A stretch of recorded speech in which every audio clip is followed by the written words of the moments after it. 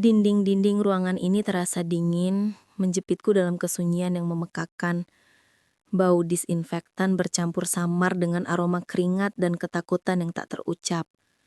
Ini adalah kali kesekian aku datang, namun rasa ngilu di dada tak pernah berkurang. Di balik jeruji besi yang memisahkan kami, Adit menatapku. Matanya yang biasanya penuh tawa, kini dipenuhi sendu yang mendalam.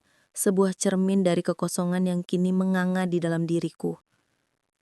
Nadia, suaranya serak, seolah setiap kata adalah beban yang berat. Aku hanya bisa mengangguk, menahan isak tangis yang sudah berada di ujung tenggorokan. Bagaimana ini bisa terjadi?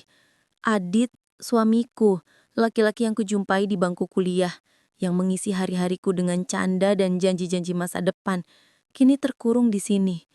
Tuduhan itu, rencana pembunuhan, rasanya seperti lelucon paling kejam yang pernah ada. Adit tak mungkin melakukan itu. Dia bahkan tak tega membunuh seekor semut sekalipun. Aku minta maaf, katanya lagi. Suaranya sedikit lebih jelas. Maaf, karena harus membuatmu melewati ini. Tanganku terulur, mencoba menyentuh tangannya. Tapi jeruji besi itu menjadi penghalang yang tak tergoyahkan. Kehangatan kulitnya, sentuhan lembut yang selalu menenangkanku, kini hanya menjadi memori yang menyakitkan. Aku tahu dia tidak bersalah. Aku yakin seyakin-yakinnya. Tapi dunia seakan tuli. Bukti-bukti yang direkayasa itu lebih kuat dari suaraku yang berteriak kebenaran. Jangan bicara begitu, Adit. Suaraku akhirnya pecah, serak dan bergetar. Aku akan terus berjuang. Kita akan banding. Kita akan membuktikan semuanya. Adit tersenyum tipis. Senyum yang tak sampai ke matanya. Ada sesuatu di tatapannya yang membuatku merinding. Sebuah rahasia mungkin? Atau hanya keputusasaan yang teramat sangat? Nadia, dengarkan aku baik-baik, katanya. Suaranya kini lebih tegas, hampir memerintah. Jaga dirimu, jaga semuanya.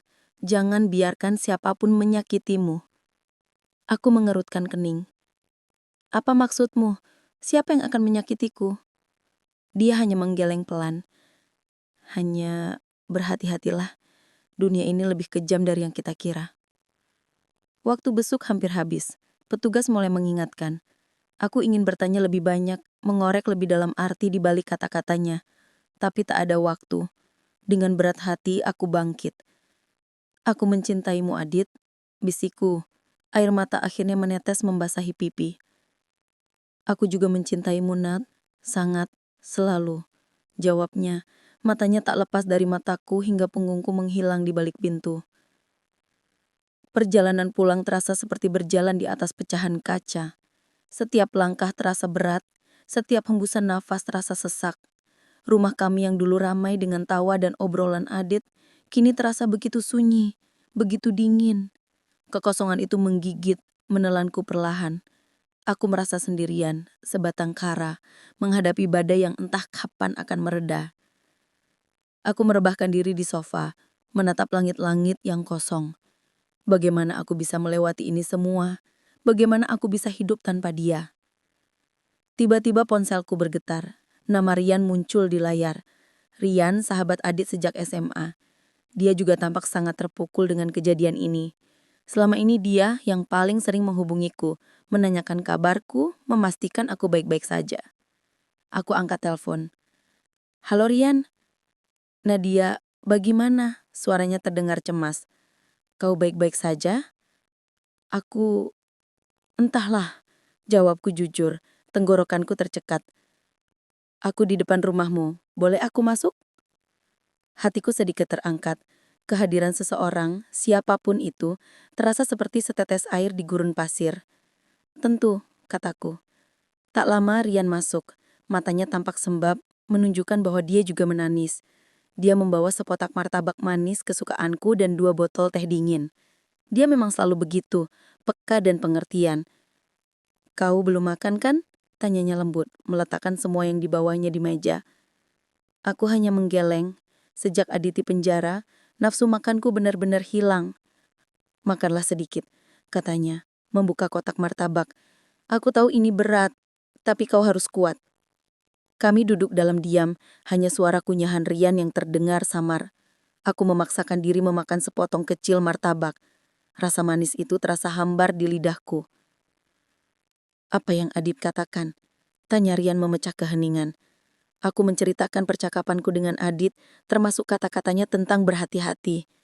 Rian mengerutkan kening. Tatapannya menerawang. Itu aneh, gumamnya. Adit bukan tipe orang yang mudah parno. Aku mengangguk setuju. Aku juga berpikir begitu. Aku merasa ada yang disembunyikan Adit. Rian menatapku, matanya kini penuh dengan tekad.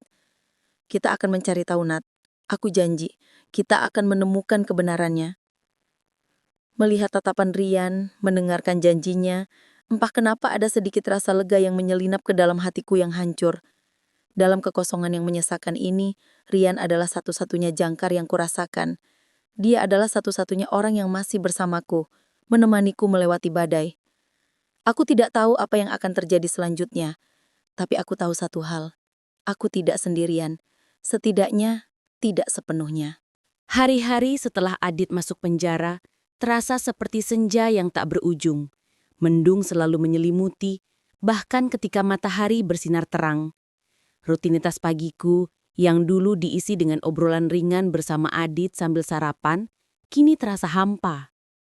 Aku terbangun di tempat tidur yang terasa terlalu besar, terlalu dingin, hanya untuk disambut oleh kesunyian yang mencekam. Aku berusaha keras untuk tetap sibuk.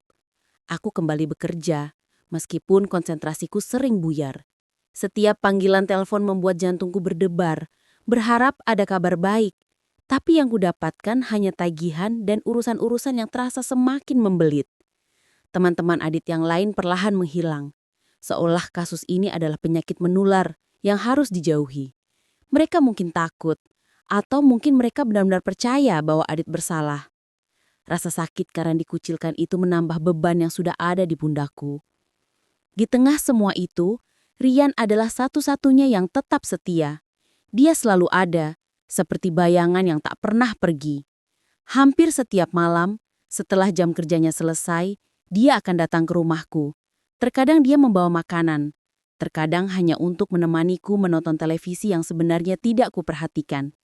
Dia tidak banyak bicara, tapi kehadirannya saja sudah cukup menenangkan.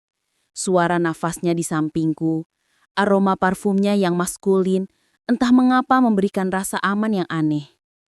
"Bagaimana harimu?" tanyanya suatu malam saat kami duduk di ruang tamu. Aku sedang melihat-lihat album foto pernikahan kami. Aku menghela nafas. Sama saja, Rian, melelahkan." Dia mengangguk, lalu mengambil album itu dari tanganku.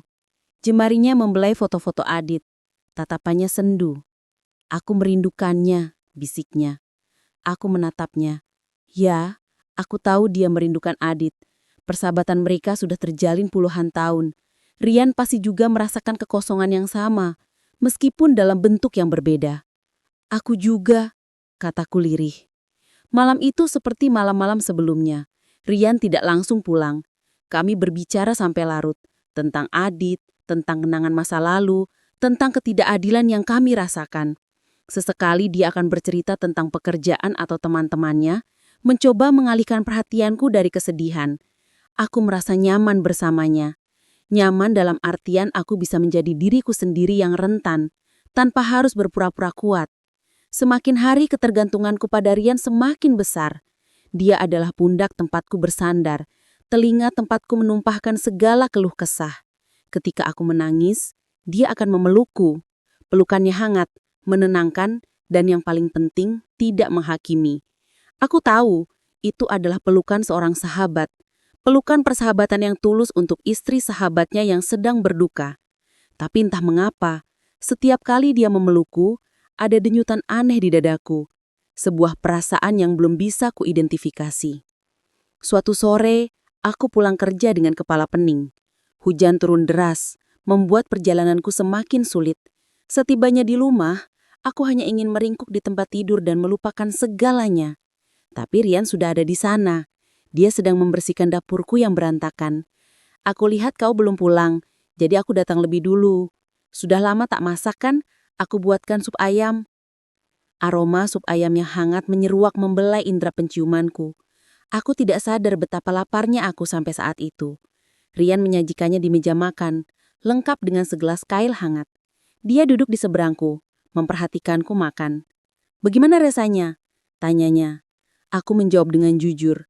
"Enak sekali, Rian. Terima kasih banyak." Senyum tipis mengembang di bibirnya.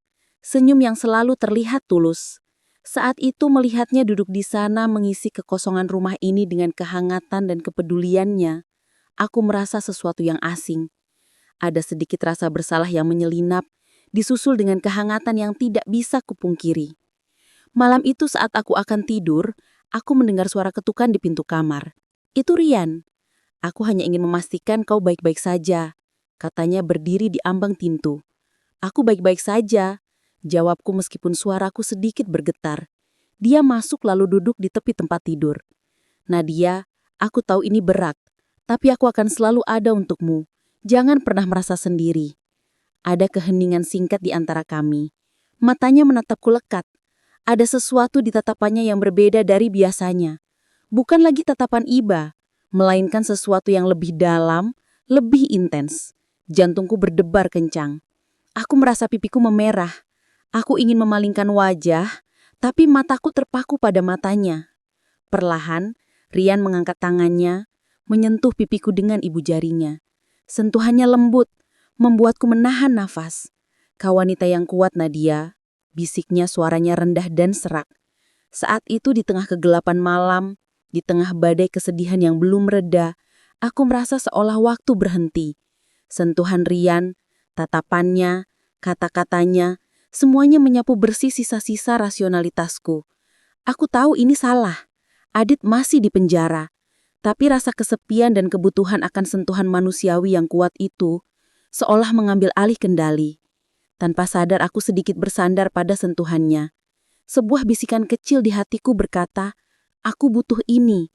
Dan di mata Rian aku melihat pantulan yang sama. Sebuah kebutuhan, sebuah kerinduan yang mulai tumbuh di antara kami, pelan tapi pasti, di tengah senja yang kelabu. Sejak malam itu, ada perubahan halus namun nyata dalam hubungan kami. Sentuhan Rian di pipiku menjadi pembuka pintu bagi perasaan yang selama ini terkubur dalam-dalam di bawah tumpukan kesedihan dan kesepian. Aku mulai menyadari, atau mungkin mengakui, bahwa kehadirannya tidak hanya memberikan kenyamanan, tetapi juga semacam kehangatan yang berbeda. Kehangatan yang tidak seharusnya ada. Setiap kali Rian datang, jantungku berdebar lebih kencang. Aku mulai memperhatikan detail kecil tentangnya. Cara rambutnya jatuh ke dahi saat dia tertawa, suara tawanya yang dalam, bahkan aroma sabunnya yang segar. Rasa bersalah adalah teman setiaku, membayangi setiap momen kebersamaan kami. Adit masih di sana, di balik jeruji besi, menanti kebebasan. Bagaimana mungkin aku membiarkan perasaanku berkhianat seperti ini? Suatu siang, saat makan siang di kantor, salah satu rekan kerjaku, Lia, mendekat. "Nadia, aku lihat belakangan ini kamu sering diantar jemput Rian ya?" tanyanya sambil tersenyum simpul.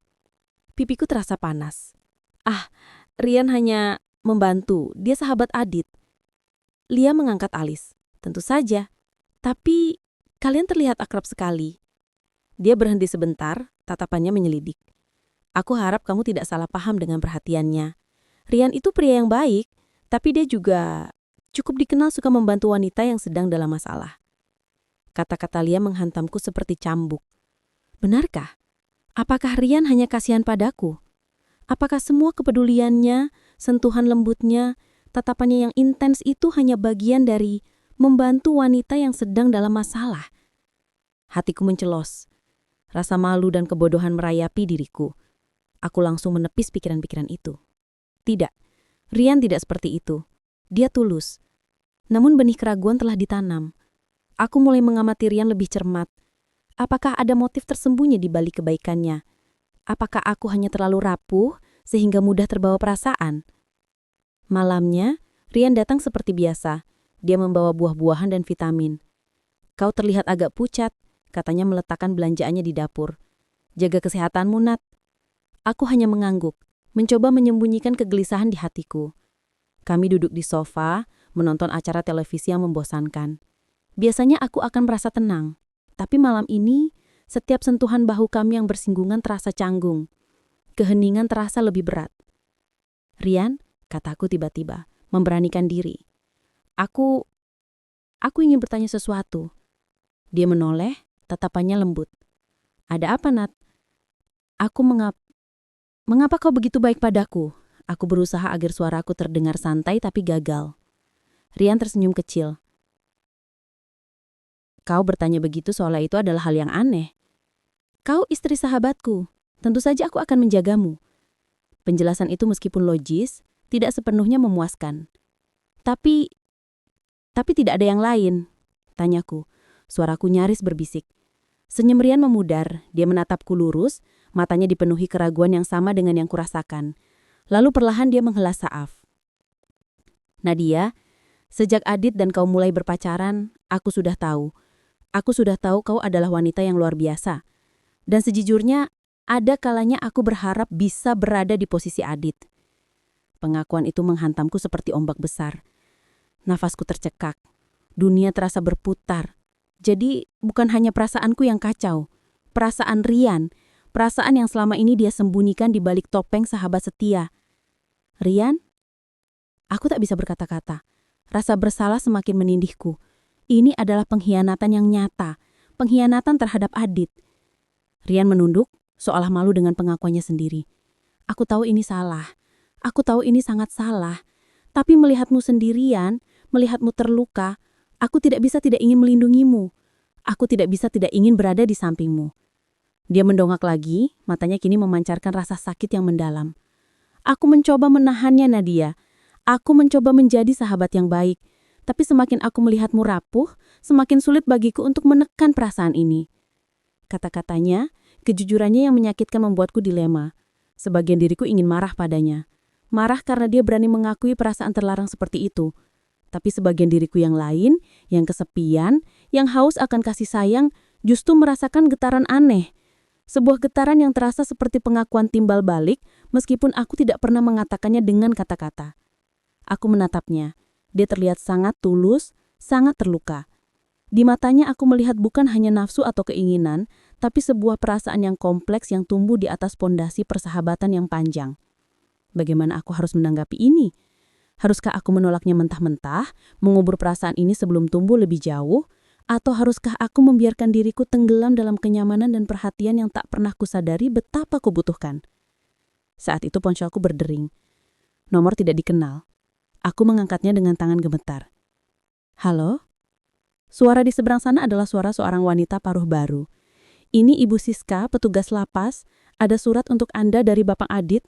Surat terakhir yang dia titipkan sebelum dia dipindahkan ke sel isolasi." Hatiku mencelos. Surat terakhir?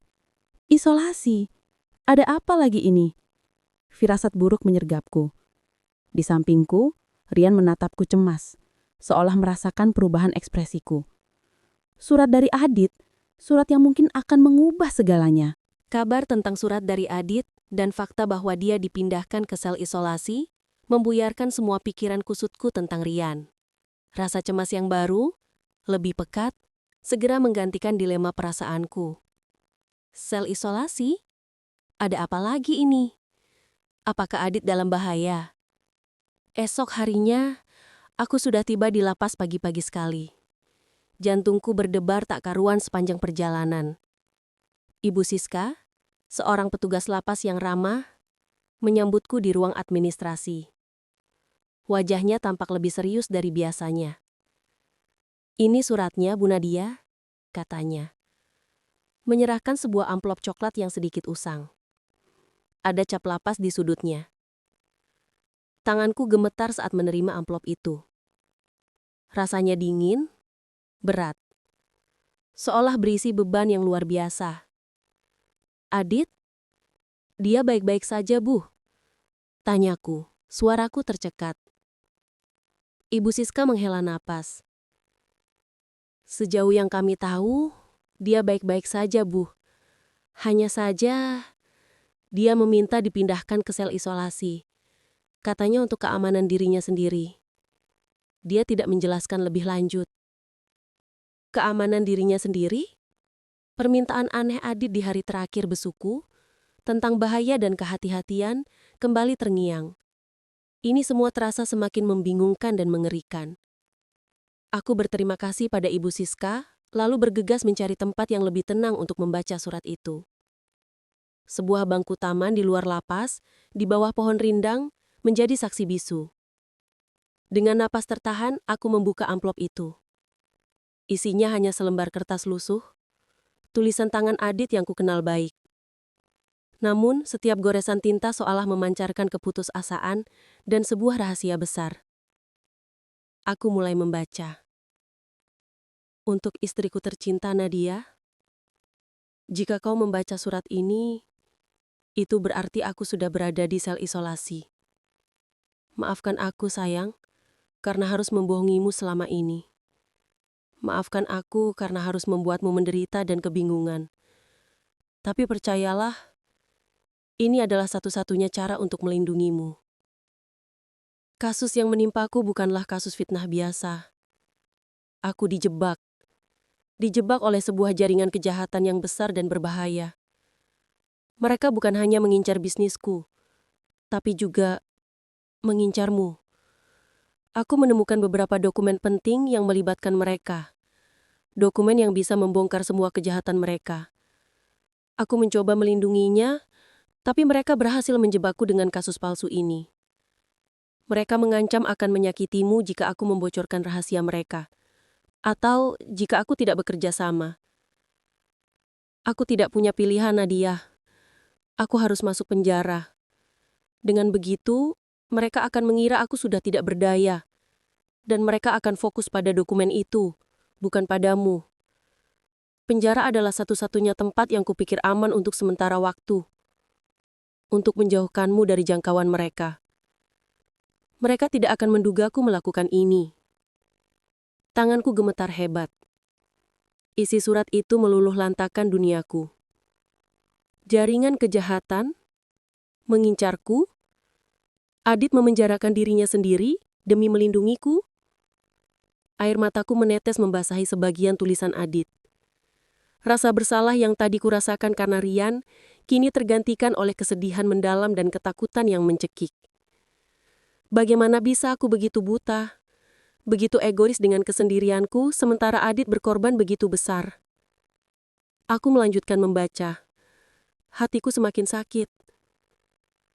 Aku tahu ini berat bagimu. Aku tahu kau pasti merasa sendirian. Dan aku juga tahu tentang Rian. Kalimat itu membuatku tersentak. Tanganku yang memegang surat itu nyaris jatuh. Adit tahu tentang Rian? Bagaimana? Aku bukan pria bodoh, sayang. Aku tahu Rian mencintaimu jauh sebelum kami menikah. Dia selalu menatapmu dengan cara yang berbeda. Aku melihatnya, aku merasakannya, dan aku tahu dia akan selalu ada untukmu, terutama saat aku tidak bisa. Aku tidak marah, Nadia. Jangan pernah berpikir aku marah. Aku justru bersyukur kau punya seseorang seperti Rian di sampingmu. Dia adalah pria yang baik, dan aku percaya dia akan menjagamu dengan sepenuh hati. Biarkan dia melindungimu. Biarkan dia menemanimu. Mungkin setelah semua ini berakhir, dan jika aku bisa bebas, mungkin kau sudah menemukan kebahagiaanmu sendiri. Aku tahu itu menyakitkan untuk kukatakan, tapi kebahagiaanmu adalah yang utama bagiku. Aku hanya ingin kau aman dan bahagia, apapun yang terjadi. Tugasmu sekarang adalah mencari tahu siapa mereka. Jaringan kejahatan ini. Mereka pasti akan terus mencari dokumen itu. Dokumen itu kusembunyikan di tempat yang paling tidak terduga. Di balik lukisan yang kubuat khusus untukmu. Lukisan abstrak yang kau bilang jelek itu. Di baliknya, ada kode. Kode itu akan menuntunmu ke lokasi dokumennya. Hati-hati, Nadia. Jangan percaya siapapun. Kecuali dirimu sendiri. Dan mungkin Rian. Dia mungkin bisa membantumu. Tapi dia juga harus sangat hati-hati. Jangan biarkan dia terlibat terlalu dalam jika kau merasa itu membahayakan dirinya. Aku akan menunggumu, sayang. Menunggumu menemukan kebenaran dan membebaskanku. Atau menunggumu menemukan kebahagiaanmu sendiri. Pilihlah jalan yang menurutmu terbaik untukmu. Aku mencintaimu. Lebih dari segalanya. Adit. Surat itu jatuh dari tanganku. Aku terisak. Sesenggukan. Bukan hanya karena kenyataan pahit yang Adit sembunyikan, tapi juga karena kebesaran hatinya. Dia tahu tentang Rian, tentang perasaanku yang mulai tumbuh, dan dia bahkan tidak marah. Dia justru merelakanku, demi kebahagiaanku. Pria yang kucintai ini adalah malaikat yang rela masuk neraka demi melindungiku. Gambar Adit yang tersenyum tipis di lapas, tatapannya sendu namun penuh rahasia, kini mendapatkan makna yang jelas. Dia memang menyembunyikan sesuatu yang sangat besar. Aku harus bergerak. Aku harus menemukan jaringan kejahatan itu. Aku harus membuktikan Adit tidak bersalah, dan aku harus menghadapi Rian. Dengan segala kompleksitas perasaanku padanya, dan rahasia yang kini kedua kami emban. Ini bukan lagi sekedar kasus hukum. Ini adalah pertarungan hidup dan mati. Aku bangkit. Air mata masih mengalir, tapi kini ada tekad membara di mataku. Aku tiba di rumah dengan langkah gontai, surat Adit yang kusut masih tergenggam erat. Pikiranku kalut, berputar-putar antara ketakutan, rasa bersalah, dan sebuah tekad baru yang membara. Saat aku membuka pintu, Rian sudah ada di ruang tamu, tampak cemas. Wajahnya langsung tegang melihat ekspresiku yang jelas-jelas baru saja menangis hebat. "Nadia, ada apa? Kenapa kau menangis?" Dia langsung menghampiriku, meraih bahuku. Aku menyingkirkan tangannya perlahan. Mataku menatapnya lurus. Ada begitu banyak hal yang ingin kukatakan. Begitu banyak pertanyaan yang perlu kujawab. Surat itu, rahasia Adit, perasaanku padanya, dan kini pengakuannya sendiri. "Ini," kataku, menyerahkan surat itu padanya tanpa kata. Rian mengerutkan kening, lalu mulai membaca. Ekspresinya berubah drastis seiring dengan setiap kalimat yang dibacanya. Dari bingung menjadi terkejut, lalu kemarahan yang membara. Wajahnya memerah, rahangnya mengeras. "Brengsek," desisnya begitu selesai membaca. Dia menggebrak meja kopi di depannya, membuat vas bunga bergetar. Adit, dia gila, memenjarakan dirinya sendiri. Ini tindakan bodoh. Dan jaringan kejahatan? Apa maksudnya ini? Aku mengangguk lemah. Aku juga tidak tahu. Tapi Adit tidak mungkin berbohong. Ada yang jauh lebih besar dari sekedar fitnah. Aku kemudian menceritakan detail percakapanku dengan Adit di lapas tentang peringatannya. Rian berjalan mondar-mandir, tangannya mengacak rambut. Kekhawatiran dan amarah bercampur aduk di wajahnya. "Dan dia juga tahu tentang kita?" Dia berhenti di depanku, menatapku dengan tatapan terluka sekaligus penuh pertanyaan. "Dia tidak marah juga. Dia merelakanmu." Pertanyaan Rian membuatku kembali merasakan tusukan rasa bersalah. "Dia bilang kebahagiaanku lah yang terpenting." Jawabku lirih hampir tak terdengar. Rian menatap langit-langit, menghela napas panjang. Ini tidak masuk akal. Ini semua terlalu gila. Dia kembali menatapku. "Nadia, kita harus melakukan sesuatu. Kita harus mencari tahu siapa jaringan kejahatan ini. Dan kita harus membebaskan Adit." Aku mengangguk setuju. Aku juga berpikir begitu. Surat ini juga menyebutkan sebuah lukisan. Lukisan abstrak yang kubilang jelek itu. Ada kode di baliknya untuk menemukan dokumen penting. Kami segera mencari lukisan itu. Lukisan yang selama ini hanya jadi pajangan di pojok ruangan, sering jadi bahan candaan kami karena warnanya yang tak beraturan. Di baliknya, benar saja, ada sebuah kertas kecil yang ditempelkan. Tertera deretan angka dan huruf yang tak ku mengerti. "Ini pasti kodenya," kataku, menyerahkannya pada Rian. Rian mengambilnya, matanya tajam meneliti. "Ini seperti koordinat atau Mungkin sandi tertentu. Suasana di antara kami berubah. Ketegangan karena rahasia Adit ini mendominasi, menenggelamkan perasaan rumit kami untuk sementara waktu. Kami adalah tim, dipersatukan oleh satu tujuan, membebaskan Adit dan membongkar kebenaran. Namun di tengah semua itu, tatapan Rian sesekali beralih kepadaku, ada luka, ada keraguan, tapi juga ada tekad yang kuat, tekad untuk melindungiku dan mungkin juga sebuah janji tak terucapkan yang kini harus kami hadapi berdua di tengah badai yang diciptakan Adit. Malam itu, tidurku tak nyenyak. Kode dari Adit terus menghantuiku. Rian dengan keahliannya di bidang teknologi dan analisis data langsung bekerja. Dia menghabiskan waktu berjam-jam di laptopnya, mencoba memecahkan sandi tersebut. Aku hanya bisa mondar-mandir cemas, sesekali membawakannya kopi. Ini bukan koordinat, Nat. Katanya suatu pagi. Matanya merah karena kurang tidur.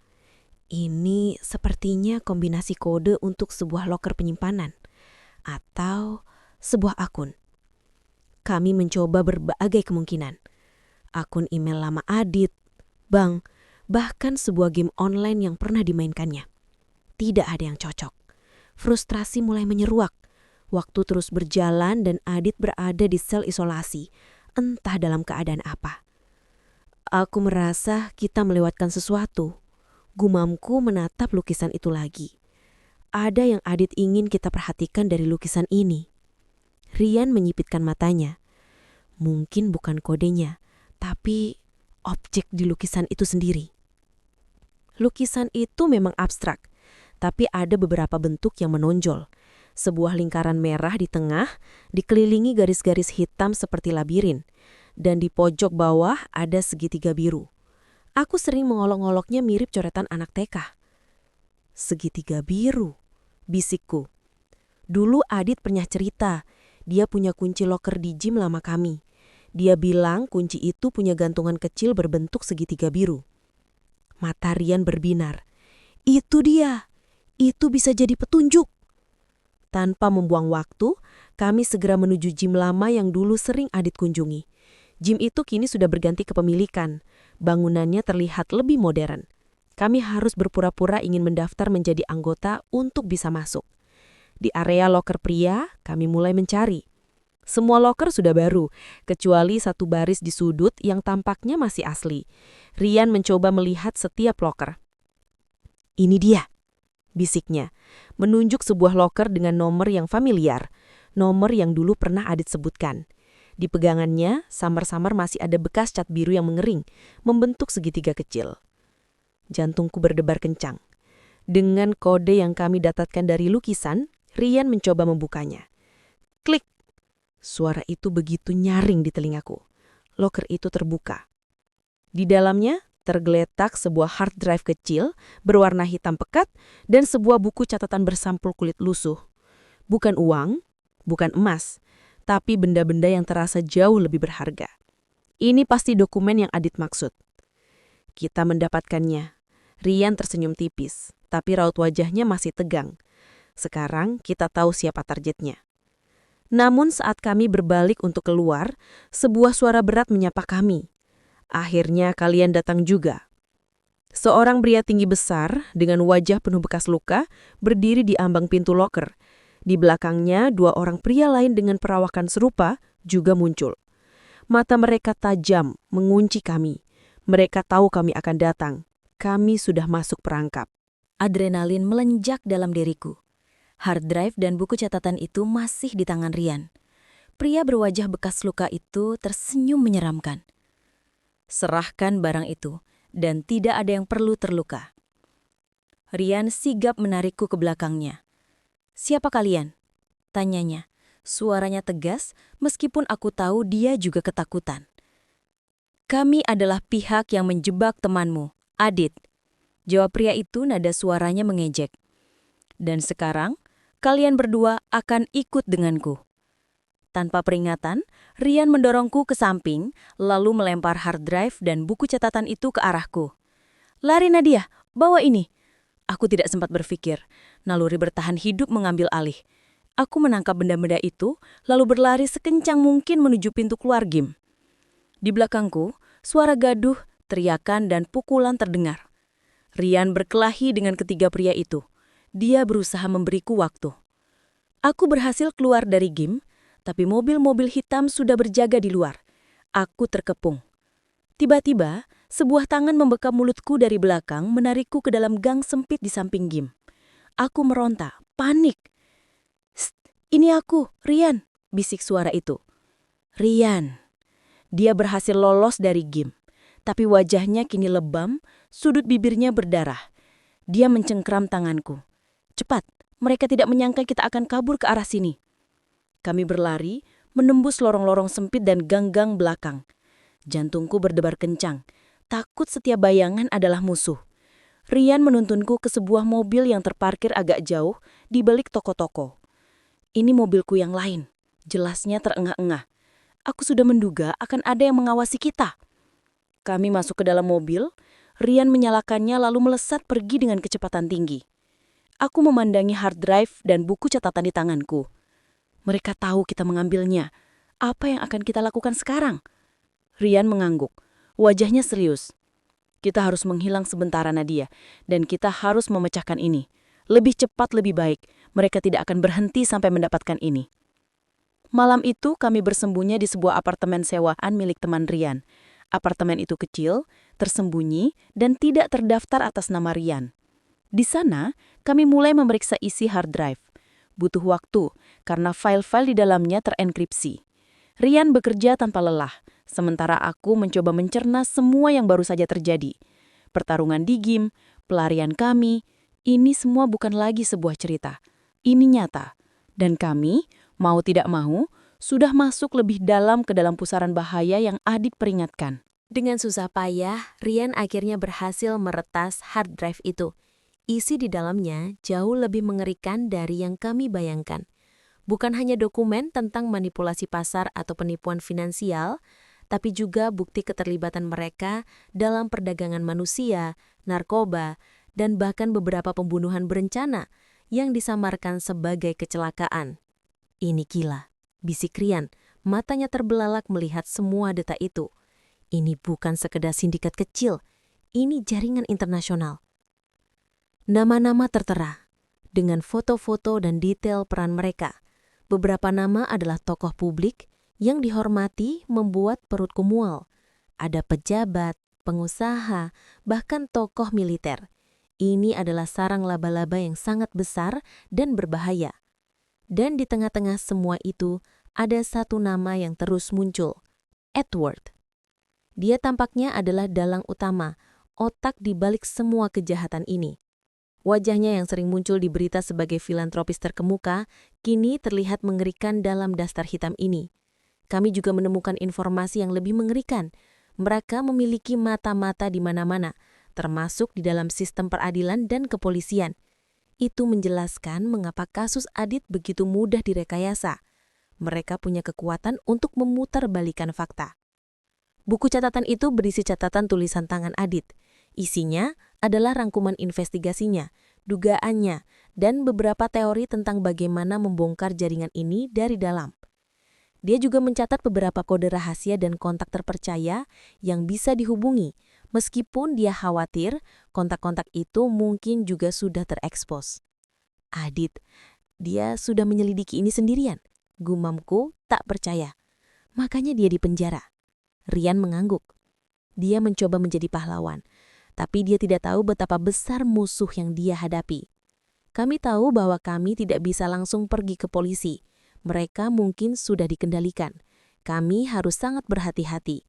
Membocorkan informasi ini terlalu cepat akan membahayakan kami, dan mungkin juga Adit. "Kita perlu sekutu," kata Rian. "Seseorang yang bisa kita percaya sepenuhnya, yang tidak terjangkau oleh jaringan ini." "Tapi siapa?" tanyaku. Semua orang terasa mencurigakan sekarang. Rian terdiam sejenak, lalu matanya terpaku pada sebuah nama di buku catatan Adit. Ada satu orang, Profesor Hartono, mantan dosen Adit di universitas, ahli forensik digital. Dia orang yang sangat lurus, dan dia punya banyak koneksi rahasia di komunitas intelijen yang independen. Adit percaya padanya. Kami memutuskan untuk menghubungi Profesor Hartono, tapi tidak secara langsung. Kami akan menggunakan metode komunikasi rahasia yang Adit sebutkan di bukunya. Semua harus dilakukan dengan sangat berhati-hati, karena setiap gerakan kami bisa diawasi. Di tengah semua strategi dan ketegangan ini, ada momen ketika Rian menatapku. Tatapan itu kembali memancarkan kepedulian yang mendalam, dicampur dengan kekhawatiran yang sama. "Nadia," katanya lagi, suaranya lebih lembut dari biasanya. "Kau yakin akan terus melibatkan diri dalam semua ini? Ini sangat berbahaya." Aku menatapnya balik. Adit melakukan ini untuk melindungiku. Aku tidak bisa hanya duduk diam, aku harus membebaskannya. Tekadku kuat, tapi di lubuk hatiku, aku tahu ini bukan hanya tentang Adit. Ini juga tentang kami, Rian dan aku, yang semakin terikat dalam pusaran bahaya ini. Menghubungi Profesor Hartono bukanlah hal yang mudah. Kami harus melalui beberapa tahapan komunikasi yang rumit, menggunakan akun email anonim dan server terenkripsi, sesuai petunjuk Adit. Setelah 2 hari penuh ketegangan, akhirnya kami menerima balasan. Profesor Hartono bersedia bertemu, tapi di tempat dan waktu yang sangat rahasia. Dan kami hanya boleh datang berdua. Tempat pertemuan itu adalah sebuah rumah tua di pinggir kota yang tampak tidak berpenghuni. Suasana di sana sangat sepi, menambah ketegangan. Profesor Hartono adalah pria paruh baya dengan kacamata tebal dan sorot mata yang tajam. Dia tampak serius dan waspada. Saya sudah menduga akan ada yang menghubungi saya tentang Adit. Katanya begitu kami masuk. Dia memang pernah bercerita tentang penyelidikannya. Saya tahu dia sedang menggali sesuatu yang besar. Kami menjelaskan semua yang kami temukan. Hard drive, buku catatan, dan nama Edward sebagai dalang. Profesor Hartono mendengarkan dengan seksama, sesekali mengangguk. "Ini lebih besar dari yang Adit bayangkan," katanya setelah kami selesai. "Edward itu punya pengaruh yang sangat kuat. Membongkar ini akan seperti perang. Tapi kita harus melakukannya," kataku tegas. "Adit tidak bersalah, dia di sana demi kami." Profesor Hartono menatap kami bergantian. "Saya bisa membantu. Saya punya beberapa koneksi yang masih bersih di luar jangkauan Edward. Tapi prosesnya akan lama dan sangat berbahaya. Kalian harus siap menghadapi segalanya." "Kami siap," jawab Rian mantap, menggenggam tanganku erat. Profesor Hartono mulai menjelaskan strateginya. Kami harus menyebarkan informasi ini secara perlahan ke beberapa pihak independen yang berbeda untuk menciptakan tekanan dari berbagai arah. Kami juga niru mencari bukti tambahan yang bisa lebih kuat menjerat Edward. Dan yang paling penting, kami harus menjaga diri kami tetap aman. "Mereka sudah tahu kalian punya hard drive itu," kata Profesor Hartono. "Pasti ada mata-mata mereka di sekitar kalian. Kalian harus sangat berhati-hati setiap saat." Keesokan harinya, kami memulai misi kami. Rian mengirimkan salinan data hard drive ke beberapa kontak rahasia Profesor Hartono dengan instruksi khusus. Aku sendiri mulai menggali lebih dalam informasi tentang Edward, mencari celah, kelemahan, atau bahkan korban lain yang bisa berbicara. Kami tahu setiap langkah kami diawasi, setiap bayangan terasa mencurigakan. Ketegangan tak pernah lepas dari diri kami. Malam-malam kami habiskan dengan meninjau ulang strategi, membahas kemungkinan resiko, dan menjaga diri kami tetap waspada. Suatu malam saat kami sedang menganalisis data, tiba-tiba listrik di apartemen itu padam. Gelap gulita menyelimuti kami. Jantungku berdebar kencang. "Mereka tahu kita ada di sini," bisik Rian. Suaranya tegang. "Bersiaplah Nadia. Kami sudah diincar. Pertarungan yang sebenarnya baru saja dimulai. Ini adalah pertaruhan nyawa bukan hanya untuk Adit, tapi juga untuk kami berdua." Suasana di apartemen menjadi mencekam. Rian meraih pistol kecil yang disembunyikannya di bawah bantal. Aku tidak tahu dia memilikinya. "Tetap di belakangku," bisiknya, matanya awas ke setiap sudut ruangan yang gelap. Pintu apartemen didobrak dengan keras. Beberapa siluet pria masuk. Aku bisa mendengar derap langkah mereka yang berat. Salah satu dari mereka menyalakan senter, menyorot kami. Itu adalah pria berwajah bekas luka yang kami temui di gym. "Permainan sudah selesai," katanya dengan seringai. "Serahkan sisanya dan kami akan pergi." Rian tidak menjawab. Dia mengangkat pistolnya, mengarahkannya. Baku tembak pun terjadi. Suara tembakan memecah keheningan malam. Aku meringkuk di balik sofa, ketakutan. Rian menembak dengan tenang dan akurat, tapi mereka kalah jumlah. Beberapa dari mereka berhasil masuk lebih dalam. Salah satu pria mencengkram lenganku, mencoba menarikku. Aku berteriak, meronta. "Lepaskan dia!" teriak Rian, menembak pria itu. Pertarungan semakin sengit, Rian mencoba melindungiku, menembak dan bergumul dengan mereka. Namun satu pukulan keras menghantam kepala Rian, membuatnya terhuyung. Pistolnya terlepas dari genggamannya. Aku tahu, ini adalah akhir. Kami akan ditangkap atau bahkan dibunuh. Tiba-tiba, seorang pria lain yang belum kuperhatikan sebelumnya muncul dari bayangan. Dia mengenakan topeng hitam. Dia mendekatiku, tangannya terulur. Namun, bukan untuk menyerang. Dia menyelipkan sebuah ponsel ke tanganku, lalu berbisik, "Panggil nomor ini. Dia akan membantumu." Mereka tidak menduga ini. Sebelum aku bisa bereaksi, pria bertopeng itu menyerang para penyerang Rian. Dia bergerak sangat cepat dan lincah, seolah-olah dia adalah agen rahasia. Para penyerang terkejut, kekacauan terjadi. "Lari!" teriak Rian yang sudah bangkit kembali, meski kepalanya berdarah. Aku tidak berpikir dua kali. Aku berlari keluar dari apartemen, menuruni tangga secepat mungkin. Aku bisa mendengar suara tembakan dan perkelahian di belakangku. Jantungku berdebar tak karuan. Siapa pria bertopeng itu? Dari pihak mana dia? Apakah dia bagian dari rencana Profesor Hartono? Atau ada pihak lain yang terlibat? Aku melihat ke belakang. Apartemen itu kini dikelilingi mobil-mobil hitam. Tapi bukan hanya mobil-mobil milik Edward. Ada juga mobil polisi dan beberapa unit militer. Sebuah baku tembak besar sedang terjadi. "Rian, apakah dia akan baik-baik saja?" Aku kini sendirian lagi di tengah malam yang dingin dengan sebuah ponsel misterius di tangan dan sebuah harapan tipis di hati. Apakah ini pertolongan atau justru jebakan lain yang lebih besar? Pilihan sulit kini ada di tanganku. Percaya pada orang asing ini atau menghadapi semua ini sendirian? Masa depan Adit dan keselamatan kami bergantung pada keputusan ini. Aku bersembunyi di balik semak-semak di seberang jalan, memandangi apartemen yang kini dikepung. Suara tembakan dan sirine polisi bersahutan, menciptakan simfoni kekacauan yang mengerikan. Pikiranku kalut, Rian ada di sana, di tengah baku tembak. Apakah dia selamat? Siapa pria bertopeng itu? Dan siapa orang yang baru saja kutelepon? Tak lama kemudian, sebuah mobil sedan hitam berhenti tak jauh dariku. Jendela mobil terbuka, dan seorang wanita paruh baya dengan rambut silver rapi dan tatapan mata yang tajam menatapku.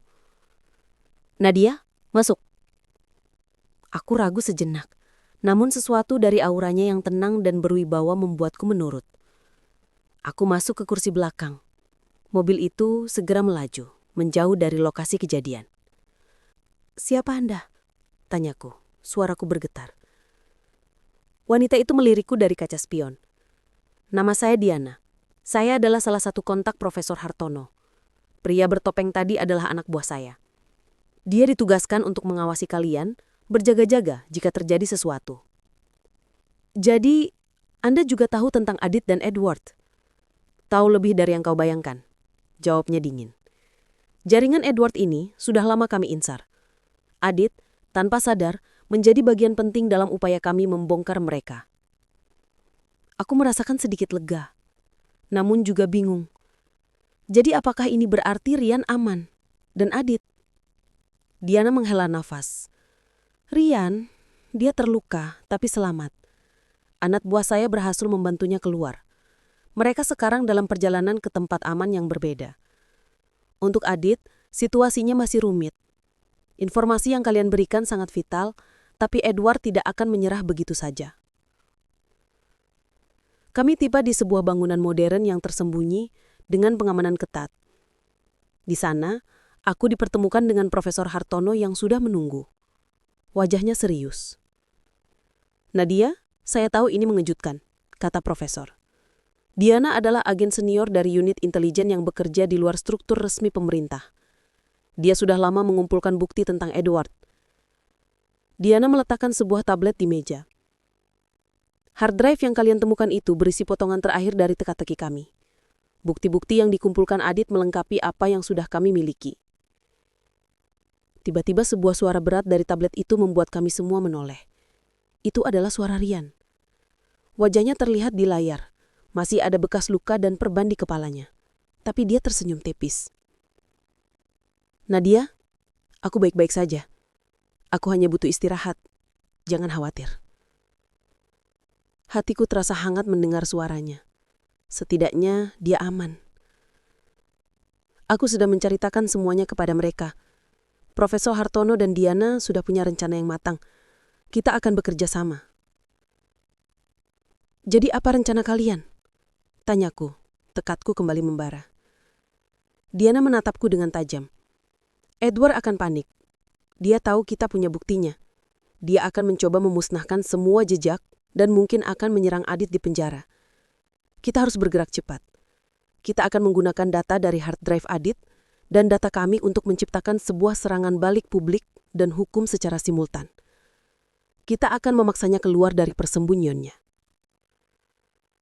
Namun di tengah semua persiapan ini, muncul satu kendala lagi.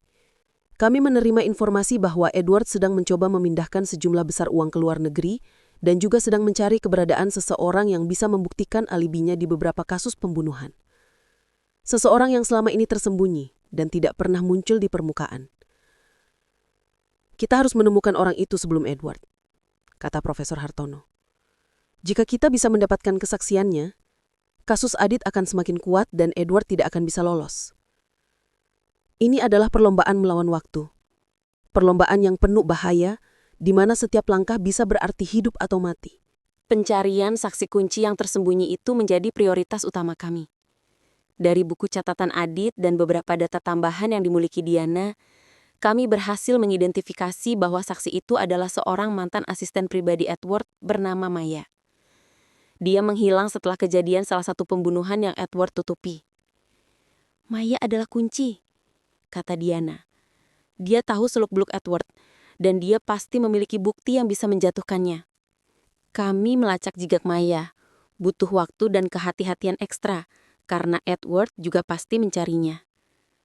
Kami mendapati Maya bersembunyi di sebuah kota kecil di perbatasan, hidup dalam ketakutan.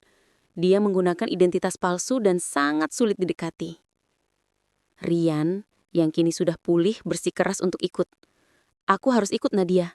Aku lebih memahami metode investigasi Adit. Kita butuh koordinasi yang baik. Profesor Hartono dan Diana akhirnya setuju, tapi dengan pengawalan ketat dan rencana evakuasi darurat. Perjalanan kami menuju kota kecil itu terasa menegangkan. Setiap persimpangan jalan, setiap mobil yang melintas, terasa seperti ancaman. Setibanya di sana, kami menyusun strategi. Kami tidak bisa langsung menemui Maya, karena itu akan membahayakan dirinya dan juga kami. Kami harus mendekatinya dengan sangat hati-hati, memastikan dia aman dan mau bekerja sama. Melalui jaringan rahasia Diana, kami mengetahui bahwa Maya bekerja paruh waktu di sebuah toko bunga kecil. Aku memutuskan untuk mendekatinya secara pribadi, tanpa menunjukkan identitas asli kami. Aku berpura-pura menjadi pelanggan yang mencari bunga langka. Saat aku masuk ke toko bunga itu, seorang wanita muda dengan mata yang terlihat lelah, tetapi dengan kecantikan yang masih terpancar, menyambutku. Itu pasti Maya. "Selamat datang," katanya. Suaranya pelan. Aku memesan buket bunga mawar putih, bunga kesukaan Adit. Sambil menunggu, aku mencoba membangun percakapan ringan. Aku menceritakan sedikit tentang suamiku yang sedang dalam masalah hukum, berharap dia akan merasa terhubung. Maya mendengarkan dengan seksama. Matanya sesekali melirikku. Ada sesuatu di tatapannya yang menunjukkan simpati, tapi juga ketakutan. "Saya turut prihatin," katanya. "Dunia ini memang tidak adil bagi sebagian orang." Aku mengangguk. Ya, dan kadang kebenaran itu sangat sulit ditemukan. Tapi saya percaya kebenaran itu selalu ada. Kita hanya perlu keberanian untuk menemukannya. Tiba-tiba dua pria berbadan besar masuk ke toko bunga itu. Mereka mengenakan jas hitam dan kacamata gelap. Mata mereka langsung tertuju pada Maya. Jantungku mencelos. Mereka adalah anak buah Edward. "Nona Maya, sudah lama kami mencarimu," kata salah satu pria dengan nada mengancam. "Bos ingin Anda ikut dengan kami." Maya pucat pasih. Dia tahu ini adalah akhir dari persembunyiannya. Aku melihat ketakutan yang luar biasa di matanya. Aku harus bertindak. Aku menarik nafas dalam-dalam. Dia tidak akan pergi dengan kalian. Kataku mencoba terdengar berani meskipun kakiku gemetar. Para pria itu menatapku tajam, seolah baru menyadari keberadaanku. Ini bukan urusanmu. Ini urusan saya. Saya tahu siapa kalian, dan saya tahu apa yang kalian lakukan. Situasi memanas. Aku tahu ini adalah pertaruhan besar. Jika aku tidak berhasil meyakinkan Maya dan melindunginya, semua rencana kami akan sia-sia. Di luar toko bunga itu, Rian dan tim Diana sedang menunggu. Tapi mereka tidak bisa bertindak gegabah tanpa membahayakan Maya. Ini adalah permainan ular dan tikus, dan aku baru saja mempertaruhkan nyawaku untuk memenangkan ronde ini. Ketegangan di toko bunga mencekik.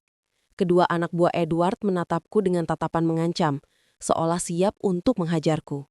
Maya meringkuk ketakutan di belakang meja kasir. "Kau terlalu banyak tahu," kata salah satu pria itu, melangkah mendekatiku. Tepat saat pria itu akan meraihku, suara sirine yang memekakan telinga terdengar di luar. Lalu diikuti suara tembakan peringatan. Rian bersama tim Diana telah bergerak. Para anak buah Edward terkejut. Mereka melirik keluar jendela, melihat beberapa mobil hitam dan polisi yang sudah mengepung toko bunga. Ini adalah bagian dari rencana Diana, menciptakan pengalihan dan menyerbu secara bersamaan. "Sial," desis pria itu. "Cepat, bawa dia." Mereka mencoba meraih Maya lagi, tapi Maya yang mendengar suara tembakan dan melihat polisi tiba-tiba mendapatkan sedikit keberanian. Dia mendorong meja kasir, membuat para pria itu terhalang. "Aku tidak akan ikut dengan kalian," teriaknya. Aku memanfaatkan celah itu. Aku menarik Maya dan kami berdua berlari ke arah pintu belakang toko. Di luar, Rian sudah menunggu. Dia mengulurkan tangan. "Cepat Maya," serunya. Kami berhasil keluar. Beberapa anak buah Edward mengejar kami, tapi tim Diana sudah berada di posisi menghadang mereka. Rian membimbing kami ke sebuah van hitam yang terparkir tak jauh dari sana. "Masuk," perintah Rian. Kami segera masuk ke dalam van. Diana sudah menunggu di dalamnya bersama dua agen lainnya. Van itu melaju kencang meninggalkan kekacauan di toko bunga. Maya masih tampak sangat ketakutan. Dia gemetar. Air mata menetes di pipinya. Mereka tidak akan berhenti sampai menemukan saya." Diana menatapnya dengan tenang. "Sekarang kau aman, Maya. Kami akan melindungimu. Tapi kami butuh bantuanmu." Maya ragu. Dia melirikku, lalu ke Rian. "Apa yang harus saya lakukan?" "Kau harus bersaksi. Kau harus mengungkapkan semua yang kau tahu tentang Edward. Demi keadilan, demi orang-orang yang dia sakiti, dan demi Adit." Rian menggenggam tangan Maya. "Kami akan menjagamu. Profesor Hartono dan timnya sudah siap. Kesaksianmu adalah kunci untuk membebaskan Adit." Melihat ketulusan kami, dan mungkin juga karena sudah lelah hidup dalam ketakutan, Maya akhirnya mengangguk. "Baiklah, saya akan bersaksi. Saya akan menceritakan semuanya." Sebuah babak baru telah bermulai. Dengan kesaksian Maya, kami memiliki amunisi yang sangat kuat untuk menjatuhkan Edward. Namun, kami tahu Edward tidak akan tinggal diam. Dia pasti akan membalas, dan kemungkinan besar targetnya adalah Adit. Ini adalah detik-detik kritis. Kesaksian Maya menjadi berita utama. Media memberitakan tentang jaringan kejahatan Edward yang mengerikan, berkat bocoran informasi yang cerdas dari tim Diana dan Profesor Hartono. Publik geger. Para pejabat yang terlibat mulai panik. Tekanan terhadap Edward semakin besar. Namun, seperti yang sudah kami duga, Edward tidak tinggal diam. Dia membalas dengan cara yang paling kejam, menyerang Adit. Kami menerima laporan bahwa terjadi kerusuhan besar di lapas, tempat Adit ditahan. Kabar yang beredar adalah adanya upaya pembunuhan terhadap seorang narapidana bernama Adit.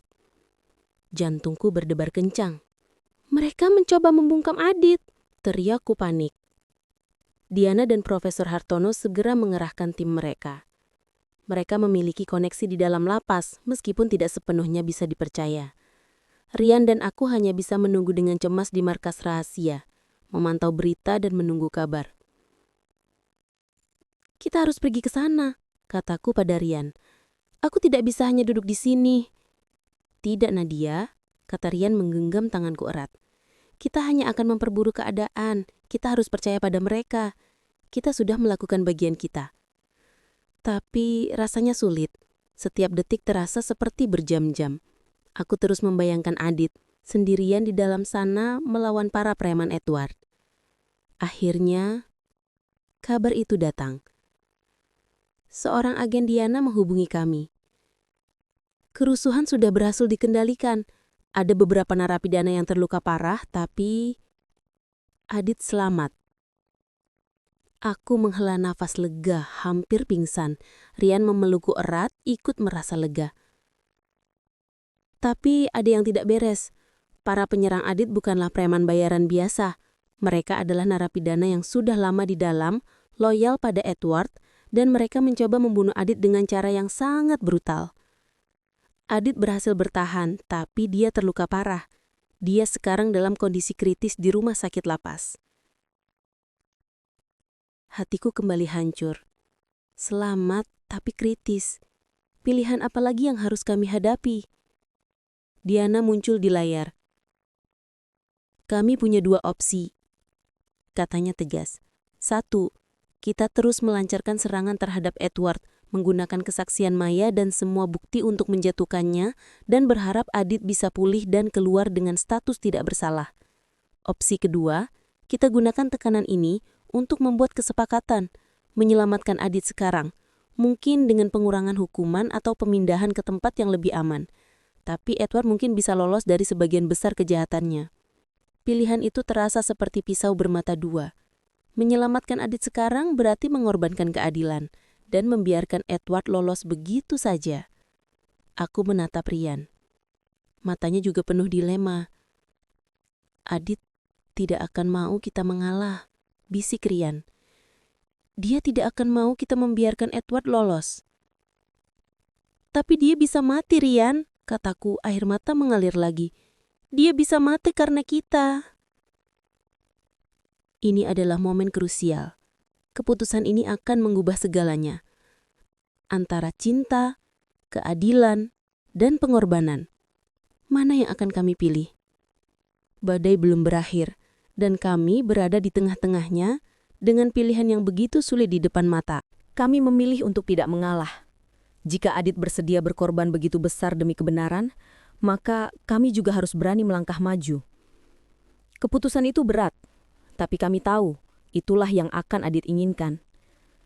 Dengan kesaksian Maya, bukti dari hard drive Adit, dan data tambahan dari Diana, tim Profesor Hartono melancarkan serangan hukum dan media yang masif. Edward dan jaringannya terguncang. Satu persatu pejabat yang terlibat ditangkap. Media massa memberitakan kasus ini secara gila-gilaan, menuntut keadilan. Edward yang kini terkepung mencoba melarikan diri. Namun, berkat informasi dari Diana dan pengawasan ketat, dia berhasil ditangkap saat mencoba naik jet pribadi di bandara rahasia. Penangkapannya menjadi berita besar yang mengguncang seluruh negeri. 3 bulan kemudian, kasus Adit dibuka kembali. Dengan semua bukti baru yang disajikan, ditambah kesaksian Maya, nama Adit sepenuhnya dibersihkan. Dia dinyatakan tidak bersalah dan bebas. Aku menjemputnya di depan lapas. Wajahnya kurus, ada bekas luka di lengannya, tapi matanya memancarkan kelegaan dan kebahagiaan yang tak terkira. Saat dia melihatku, senyumnya mengembang. Aku berlari memeluknya, menumpahkan semua tangis kerinduan, ketakutan dan kelegaan yang selama ini kupendam. Adit, kau bebas! Kau bebas! Dia membalas pelukanku erat. Aku merindukanmu, sayang. Sangat merindukanmu. Namun di sampingku, Rian berdiri agak jauh. Mengawasi dengan senyum tipis, tapi ada kesedihan yang tak bisa disembunyikan di matanya. Aku tahu dia senang untuk Adit, tapi aku juga tahu ini adalah akhir dari sesuatu yang telah tumbuh di antara kami. Adit melihat Rian. Dia tersenyum. Terima kasih, Rian. Terima kasih sudah menjaga Nadia untukku. Rian mengangguk. Tentu saja, Dit. Aku sahabatmu. Malam itu, Adit, Rian, dan aku duduk bersama di rumah kami. Suasananya canggung, penuh dengan emosi yang tak terucap. Adit menceritakan detail perjuangannya di dalam penjara, bagaimana dia bertahan hidup dari serangan, dan bagaimana dia selalu percaya kami akan membebaskannya. Ketika Adit beristirahat, Rian pamit pulang. Aku mengantarnya di depan. Keheningan menyelimuti kami. "Rian," kataku pelan. Dia tersenyum pahit. "Aku tahu, Nadia. Aku tahu ini akan terjadi. Dan aku senang Adit sudah kembali. Aku tidak tahu bagaimana mengucapkan terima kasih atas semua yang kau lakukan," kataku. Air mata menggenang. "Kau melindungiku. Kau membantuku. Kau ada di sana." "Aku melakukannya karena aku mencintaimu, Nadia. Selalu. Dan aku akan selalu mencintaimu." Dia menatapku, matanya memancarkan kesedihan yang mendalam, tapi juga penerimaan. "Sekarang, tugasmu adalah membuat Adit bahagia. Dia berhak mendapatkan itu." Lalu dia berbalik dan berjalan pergi, menghilang di kegelapan malam. Aku berdiri di sana, hatiku hancur berkeping-keping. Satu-satunya orang yang telah menemaniku di masa tergelap, yang telah memegang tanganku, yang telah membuatku merasa tidak sendiri, kini harus pergi. Beberapa minggu kemudian, hidup perlahan kembali normal. Adit kembali bekerja, dan kami mencoba membangun kembali kehidupan kami. Rasa bersalah tentang Rian masih menghantuiku, tapi aku berusaha menguburnya dalam-dalam. Adit tidak pernah lagi membahas tentang Rian yang mencintaiku. Dia hanya terlihat bahagia bisa kembali bersamaku. Suatu sore, aku sedang membereskan barang-barang lama di lemari Adit. Aku menemukan sebuah amplop kecil. Tidak tertera nama pengirim. Aku membukanya. Di dalamnya, pada foto kami bertiga, aku, Adit, dan Rian tertawa lepas di sebuah acara ulang tahun. Di belakang foto itu, ada tulisan tangan Adit dengan tinta yang berbeda, mungkin ditulis sebelum dia masuk penjara. "Nadia, aku tahu ini sulit, tapi aku percaya padamu. Dan aku percaya pada Rian. Mungkin takdir memang berputar aneh. Tapi aku hanya ingin kalian berdua bahagia. Aku tidak ingin ada yang terluka karenaku. Carilah kebahagiaanmu, sayang." Air mataku menetes lagi. Adit mengetahui segalanya. Bahkan dia mengizinkan. Sebuah pilihan sulit kini kembali menghantuiku. Haruskah aku tetap bersama Adit? Membangun kembali keluarga kami yang hancur dengan bayangan Rian yang selalu ada? Atau haruskah aku jujur pada Adit dan pada diriku sendiri tentang perasaan yang telah tumbuh di tengah badai? Aku menatap foto itu. Pada 3 senyuman yang penuh makna. Masa depan kami, masa depanku, masih terbentang luas.